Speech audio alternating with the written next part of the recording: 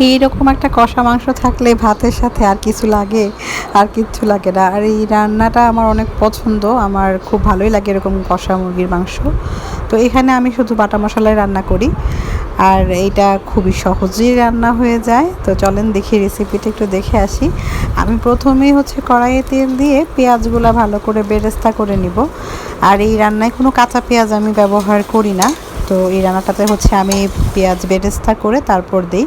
আর এতে পেঁয়াজ বেরেস্তা উঠায় রেখে এখন এখান থেকে হাফ আমি আমার অন্যান্য মশলা যেগুলো দিছি, আমি আদা জিরা গরম মশলা, তারপর এখানে রসুন দিছি, কাঁচামরিচটাও বেটে নিচ্ছি, এর সাথে মিক্স করে বেরেস্তাটাও আমি বেটে নিচ্ছি।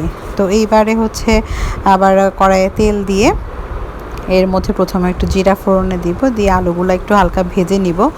আলুগুলো ভেজে নিলে খাইতে অনেক টেস্টি হয়। তো ভাজার সময় অল্প একটু আমি লবণ দিছি, লবণ দিয়ে ভেজে নিছি ভালো করে। আলুগুলো মোটামুটি ভাজা হয়ে আসার পরে আমি চিকেনটা দিয়ে দিব। চিকেনটা আমি হচ্ছে একটু লবণ দিয়ে মাখায় রাখি। লবণ দিয়ে মাখায় রাখলে হয় কি, যে চিকেনের যে একটা স্মেল থাকে এটাও থাকে না, পাশাপাশি হচ্ছে চিকেনের ভেতরেও মানে লবণটা ঢুকে। তো রান্নার সময় দেখা যায় যে খাইতে গেলে অনেক মজা হয় আর কি। তো এবার চিকেনটা হালকা একটু ভেজে নিয়ে আমি আমার যে বাটা মশলাটা ছিল, এই বাটা মশলাটা এটা দিয়ে দিব। বাটা মশলার সাথে আবার এখানে তো হচ্ছে যে গরম মশলাগুলো ছিল, তার সাথে আবার হলুদ লবণ মরিচ যেগুলো দিই ওইগুলোও দিছি। দিয়ে ভালো করে কিছুক্ষণ কষায় নিয়ে, কষানোর ভিডিওটা রাখতে পারি নাই, ফোনও পুরো গরম হয়ে যাচ্ছিল। তো কষায় হচ্ছে এর মধ্যে আমি জল দিয়ে দিছি পরিমাণ মতো সেদ্ধ হওয়ার জন্য। তো এইবার হচ্ছে কিছুক্ষণ ঢেকে রেখে সেদ্ধ করে যখন এরকম অবস্থায় আসছে, তখন উপর থেকে আমি বেরেস্তা ছড়াইয়ে দিয়েছি। আর তাতেই আমার এই চিকেন রান্না কমপ্লিট। এইবারে সার্ভিংয়ের পালা। আর সার্ভিংয়ের জন্য আমি একটা কিউট মাটির হাঁড়ি নিছি। তো এই মাটির হাঁড়িটাতে হচ্ছে আমি এই যে উঠায় নিলাম মাংসগুলা।